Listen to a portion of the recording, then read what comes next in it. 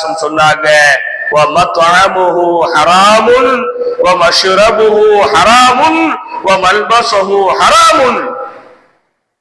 அவனுடைய உணவு ஹராமான பணத்தில் இருந்ததாக இருக்கிறது, அவனுடைய குடிபானம் ஹராமான பணத்தில் உள்ளதாக இருக்கிறது, அவன் மேலே போட்டிருக்கின்ற ஆடை ஹராமான பணத்தில் உள்ளதாக இருக்கிறது.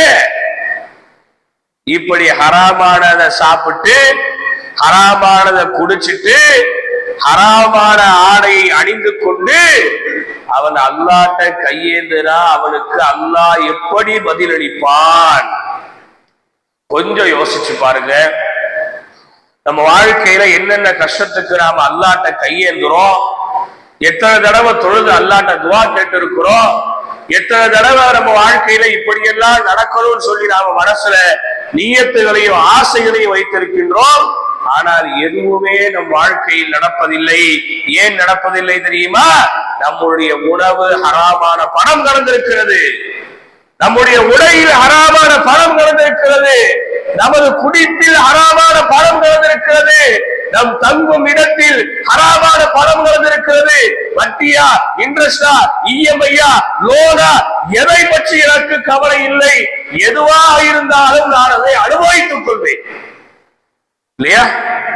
அவசியத்துக்கு வட்டி, இக்கட்டான நிலைக்கு வட்டி, தர்ம சங்கடமான நிலைக்கு வட்டி, கொமர கரை சேர்த்துறதுக்கு வட்டி என்கின்ற ஒரு வார்த்தைகள் எல்லாம் இருந்தது. அந்த வார்த்தைகள் கூட அனுமதிக்க தகுந்தது இல்லை. கஷ்டத்துல வாங்குற சொல்றமா, ஐயோ முடியல, வேற வழியே இல்ல, வாங்கிட்டேன், அதுவே அனுமதிக்க தகுந்தது இல்லை. இப்ப home loan, 2 wheeler loan, 4 wheeler loan, fridge loan, washing machine loan, AC loan, TV loan, phone loan, இன்னும் பேண்ட் சட்டை ஜட்டிக்கு மட்டும்தான் லோன் இல்ல.